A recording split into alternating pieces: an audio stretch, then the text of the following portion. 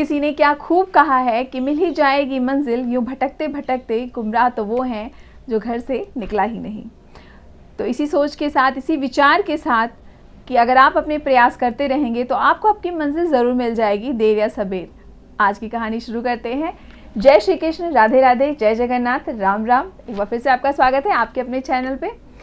तो एक बार क्या हुआ, एक राजा ने अपने दरबार के 3 खास मंत्रियों को, जो उनके ज़्यादा करीब थे, ज़्यादा पास थे, जो उनके राजकाज में सबसे ज़्यादा सहयोग करते थे, उन तीनों को अपने पास बुलाया और तीनों से कहा एक एक थैला लेके आने के लिए। तीनों मंत्री थोड़ी देर में एक एक थैला लेकर राजा के पास आ गए। राजा ने कहा कि राजमहल के प्रांगण में जो बगीचे हैं, उन बगीचों में से एक एक बगीचे में आप चले जाइए। मतलब एक बगीचे में एक मंत्री, एक बगीचे में एक मंत्री और एक बगीचे में एक मंत्री। तीनों को बोला आप अलग अलग बगीचे में जाइए और ताज़ा मीठे रसीले फल चुन चुन के लाइए। तीनों मंत्री अलग अलग बगीचे में चले गए वो थैले लेके। जो पहला मंत्री था उसने सोचा कि राजा को अच्छे रसीले मीठे फल चाहिए, ताज़े फल चाहिए, शायद इसीलिए मुझे थैला थमाया है। तो उस मंत्री ने पूरी ईमानदारी के साथ पूरे बगीचे में घूम घूम के ताज़े मीठे रसीले फल एकत्र किए, उस थैले में भरे। काफ़ी समय लगा इस काम में, उसे कड़ी मेहनत भी लगी, क्योंकि जब आप कोई अच्छी चीज़ चुनते हैं तो उसको चुनने में आपको टाइम लगता है। तो उसने चुन चुन के एक एक फल अपने थैले में डाले और वो थैला भर लिया।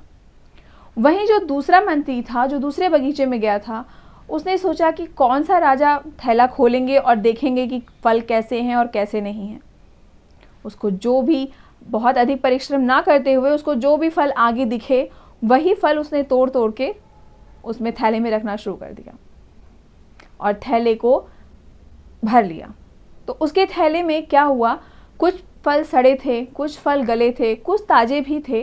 तो इस तरीके के फल एकत्रित होते चले गए और उसका थैला भी भर गया। तीसरा जो राजा का मंत्री था, उसने और ज़्यादा आलस का परिचय दिया और मेहनत ना करते हुए उसने सोचा राजा इसको खोल के देखेंगे भी नहीं कि इसमें फल है या कुछ और है। उन्होंने थैला भरने को कहा है, मैं थैला भर के उन्हें जाके दे दूंगा। तो उसने थैले में घास फूस, सूखी पत्तियाँ और ऊपर से बस ऐसे रख दिया हरी हरी पत्तियाँ कि राजा को लगे कि अंदर फल है। और वो तीनों अगले दिन राज दरबार में पहुँच गए अपना अपना थैला लेकर। तो राजा जब राजमहल में, राज दरबार में आए तो उन तीनों के थैले को बिना खोले, बिना चेक किए, बिना पड़ताल किए कि उसमें क्या है, उन्होंने उन तीनों को जेल की सज़ा सुना दी। तीनों को 3-3 महीने की सज़ा सुना दी, महल से दूर कहीं, जहाँ पे उन्हें खाने के लिए, पीने के लिए कोई भी चीज़ नहीं दी गई। राजा की आज्ञा थी, राजा के आदेशानुसार उन तीनों मंत्रियों को अलग अलग जेल में डाल दिया गया, बिना खाना पानी भोजन के साथ। सिर्फ उनके पास वो उनका थैला था, जो थैला वो लेकर वहां गए थे, जो थैला राजा ने भरने को कहा था। तो उनको जेल की सजा हो गई। उन 3 महीने में जो पहला मंत्री था, उसने चूंकि अच्छे, ताजे और रसीले फल भरे थे, तो उसने वो 3 महीने वो अच्छे रसीले फल खा के गुजार दिए। वहीं जो दूसरा मंत्री था, जिसने सड़े गले और कैसे भी फल उठा के रख लिए थे, उसका जैसे तैसे गुजारा हुआ और सड़े गले फल खाने की वजह से उसको बहुत सारी बीमारी, बहुत सारे कष्ट का सामना करना पड़ा।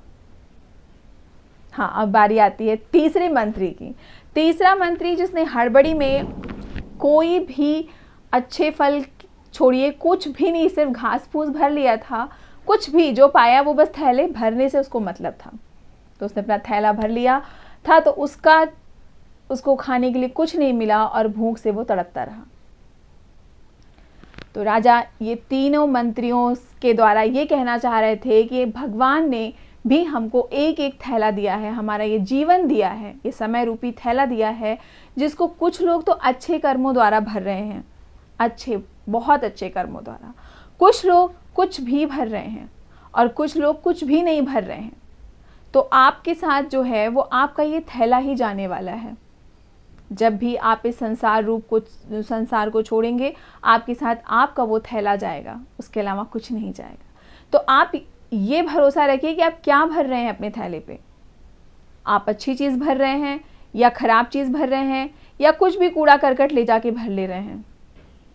तो अगर आप अपने आने वाले समय को अच्छा बनाना चाहते हैं, अच्छी तरह से व्यतीत करना चाहते हैं, तो अपने थैलों में रसीले ताजे फल भरिए, उस पहले मंत्री की तरह जिसने अच्छी चीज़ें भरी थी, अच्छे फल भरे थे।